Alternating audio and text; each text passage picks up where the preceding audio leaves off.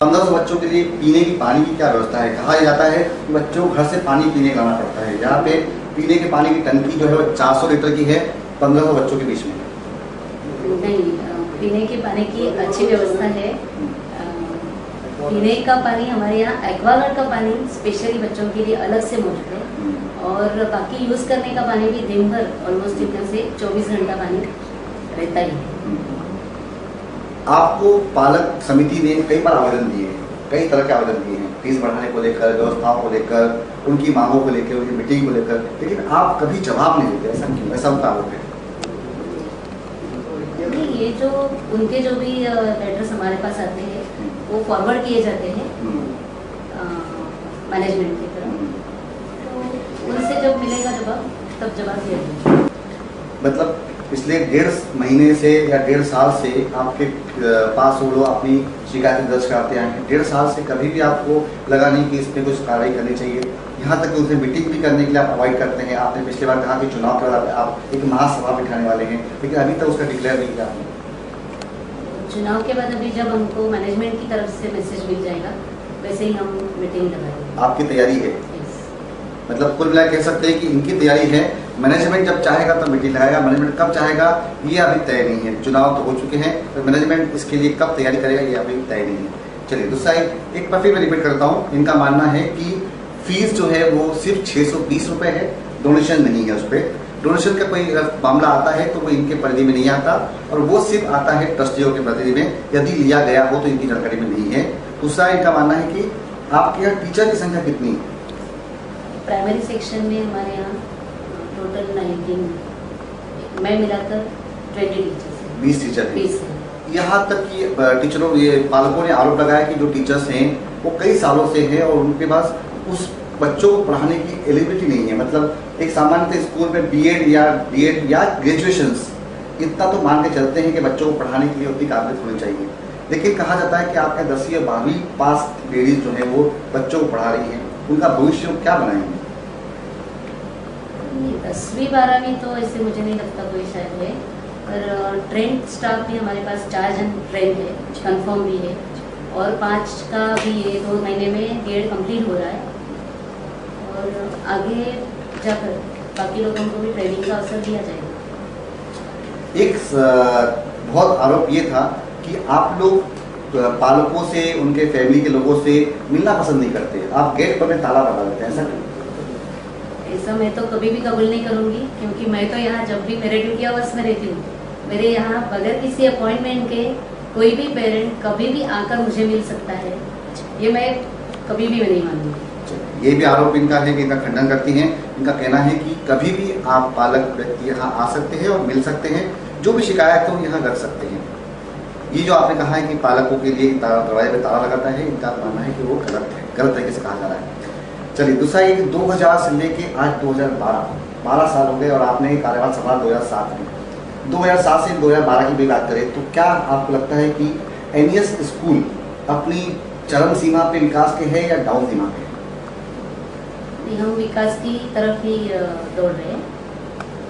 5 सालों में हमारे बच्चे जहाँ भी इंटर स्कूल कॉम्पिटिशन्स में जाते हैं या फिर हमारा स्कॉलरशिप रिजल्ट हो, सब जगह पे हमारी डेवलपमेंट ही दिखती है।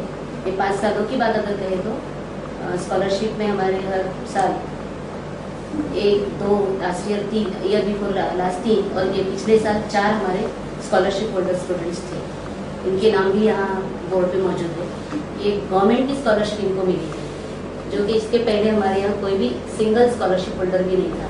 ये 5 साल की प्रगति में जैसे उसी का हो सकता है ट्रस्टियाँ जो हैं आपके उसका फायदा उठाने के लिए फंड इकट्ठा कर रहे हैं, तो नहीं सर, ये स्कॉलरशिप एग्जाम्स या इसका कुछ प्रचार नहीं।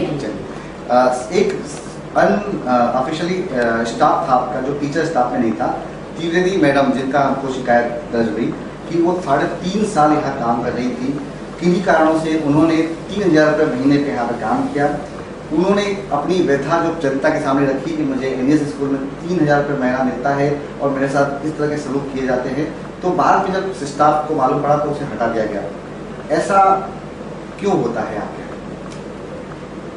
ये सब मैनेजमेंट की राइट्स में आता है। उनको क्यों निकाला हुआ है वो मैनेजमेंट। आप उस वक्त थी यहाँ? आप जानती ही नहीं, आप जानती होती हैं, है, आप उनको जानती ही नहीं जानती। मैं जानती हूँ उनको, पर मैनेजमेंट की ये डिसीजंस उनके मीटिंग में होती है, इसीलिए उसके बारे में उन्हें कारण जो दिया गया है कि उन्हें काम नहीं आता, तो 3.5 साल क्यों रखा गया? सर ये सब मैनेजमेंट।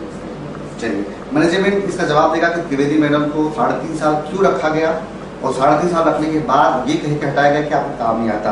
तो 3.5 साल में जो पगार देगी 3,000 रुपये महीने के हिसाब से वो 1 लाख रुपये से ऊपर हो जाती है। तो मैनेजमेंट ने 1 लाख रुपये का नुकसान उस अनक्वालिफाइड लेडी पे भी खर्च किया हुआ है। चलिए, अगला बेटर आपसे सवाल ये है कि मैडम इतने सारे आरोपों के बीच पालक की मीटिंग का क्या निर्णय हो सकता है, क्या कब तक हो सकती है, समाप्त कब? नहीं कह सकते। नहीं कह सकते। चलिए, अब जो आप फॉर्म बांटेंगे उसका एडमिशन के लिए डोनेशन देना है कि नहीं देना? स्कूल सिर्फ एडमिशन फीस देती है, डोनेशन नहीं देता। नहीं। तो मैं कहूँ आपके बिहाफ पे कि ये जो एडमिशन होंगे इसमें डोनेशन नहीं लगेगा?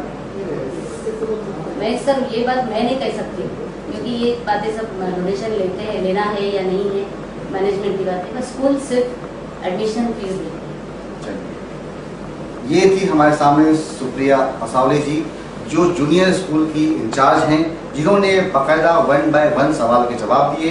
उन्होंने सारे जवाब दिए। उनका कहना है कि ट्रस्टियों ने यदि डोनेशन दिया है जो ट्रस्टियों के अकाउंट में जाता है, ट्रस्टी यहाँ पे जो हैं वो ही इसके जवाबदार हैं। सही बात शिक्षा की, उन्होंने कहा कि टीचर हमारे जो अनक्वालिफाइड हैं उनमें से 5 टीचर को बीएड की डिग्री इस साल मिल जाएगी। हो सकता है पहले 4 थी, अब 5 और के 9 हो जाएंगी। उनका ये मानना है कि एजुकेशन का स्तर बढ़ा है इस सालों में, और वो स्तर जो है इस बार क्वालिफाई बच्चों में डेवलपमेंट हुआ है, उन्हें काफ़ी तलक पालिकाओं में नंबर भी मिले हुए हैं। दूसरा एक का सवाल था कि पीने की पानी के लिए एक्वागार्ड लगाया गया है। जो आरोप था कि यहाँ के गेट पे ताले बंद रहते हैं, इनका ये भी मानना है कि ताले बंद रहते हैं नहीं है, और अगर कोई मिलना चाहे तो आगे से मिल सकता है।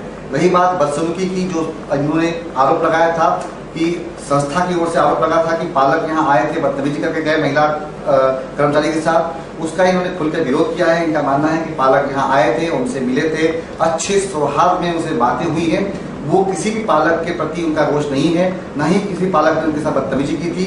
अगर उन्होंने कोई कंप्लेन उनके नाम से दर्ज की है वो ट्रस्टियों ने अपने हिसाब से की हुई है, उनमें उनका कोई लड़ा नहीं रहा, ये उनका मानना है। डोनेशन की बात पे मैडम ने बिल्कुल साफ साफ कहा है कि डोनेशन स्कूल को नहीं लगता, यदि ट्रस्टी चाहते हैं लेते हैं तो उसमें स्कूल की जानकारी में नहीं है बातें। अब सवाल ये है कि पालक इसका निर्णय कैसे करेंगे।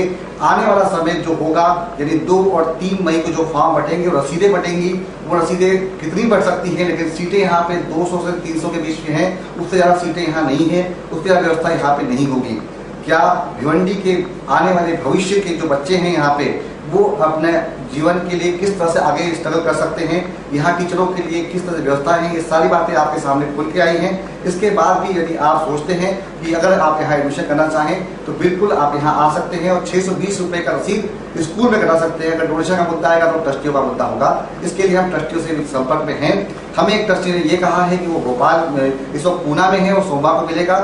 हम जल्द ही आपके सामने मिस्टर कमल किशोर जी को आपके सामने आने की कोशिश करेंगे, ताकि उनसे भी उनकी राय जान सकेंगे। जो आरोप उन पे लगाए गए हैं वो कितने सच हैं कितने नहीं, ये भी जानेंगे। ट्रस्टियों पे ये भी आरोप लगाए गए हैं कि उनमें से 5 ट्रस्टियों पे ऑलरेडी मुकदमे भी चल चुके हैं। एक पे फ्रॉड मुकदमा चल चुका है, एक पे बैंक से हटाए जाने का मुकदमा चल चुका है, अन्य मुकदमे भी चल चुके हैं, अभद्रता का मुकदमा चल चुका है। ऐसे विकास के स्कूल में जहाँ शिक्षा एक महत्वपूर्ण विषय है, उसके बावजूद ऐसे लोग ट्रस्टियों में क्यों बैठे हैं, ये भी एक सोच का विषय है। भिवंडी के जनप्रतिनिधियों को चाहिए कि ऐसे स्कूल के बारे में जानकारी इकट्ठी करें, ताकि आने वाले समय में उन्हें भी जवाब देना है भिवंडी की जनता को।